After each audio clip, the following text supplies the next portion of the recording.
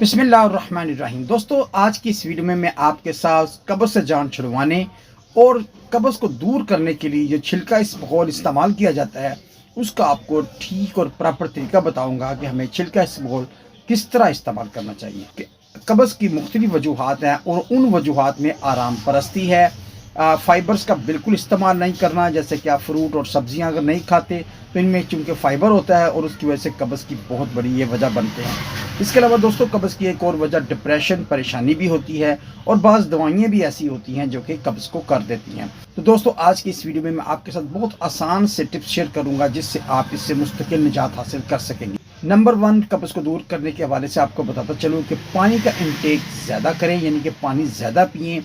कम से कम 2 गिलास तो इकट्ठे एक दफ़ा सुबह लाजमी पिएँ, जो कि आपकी कब्ज़ को दूर ज़रूर करेंगे। इसके अलावा दोस्तों, जैसे मैंने आपको बताया कि इसकी एक वजह फ़िज़िकल एक्टिविटी का ना करना है, लिहाजा अगर एक्सरसाइज की जाए, वॉक की जाए तो इससे भी आपकी कब्ज़ को बहुत ज़्यादा दूर करने में मदद मिलती है। दोस्तों, फ़ाइबर्स का ज़रूर इस्तेमाल करें। फ़ाइबर ना सिर्फ कब्ज़ को दूर करते हैं बल्कि शुगर के लिए फ़ायदेमंद है, कोलेस्ट्रॉल को कम करता है और आपकी यूरिक एसिड में भी बेहद फ़ायदेमंद रहेगा।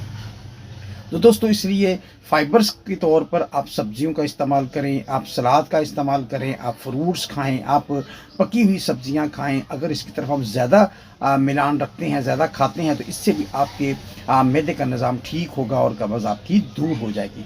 दोस्तों, इसके अलावा दोस्तों बताता चलूँ कि छिलका इसबगोल कब्ज़ को दूर करने के हवाले से बेहद फ़ायदेमंद है। लिहाजा कब्ज़ को दूर करने के लिए छिलका इसबगोल का इस्तेमाल ज़रूर करना चाहिए और इसका तरीकाकार ये है कि आप 1 चम्मच मुंह में डालकर ऊपर से 1 से 1.5 गिलास या 2 गिलास पानी पिएं, ताकि जिस्म के अंदर जाके ये आंतों के अंदर जो पानी है उसको जज़ब करके आपको कब्ज़ को रफ़ा करे और आपको बहुत ज़्यादा सुकून मिलेगा।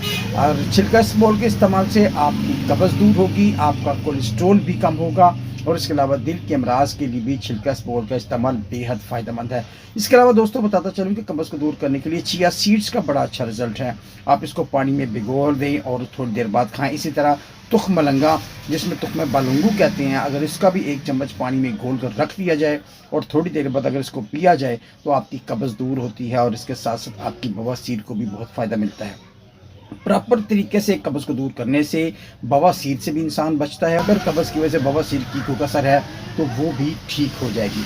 दोस्तों, कब्ज़ को दूर करने के हवाले से वॉशरूम में ज़्यादा देर बैठना इंतहाई नामुनासिब है। अपनी खुराक पर तवज्जो दें, फिज़िकल एक्टिविटी करें और नाश्ता ज़रूर करें। नाश्ता स्किप करने से भी आपकी कब्ज़ बढ़ सकती है। दोस्तों, नाश्ते में अगर आपको कुछ समझ नहीं आती तो अगर आप नाश्ते में सिर्फ फ्रूट्स खाते हैं तो ये भी आपकी कब्ज़ को दूर करने में बेहद फ़ायदेमंद है।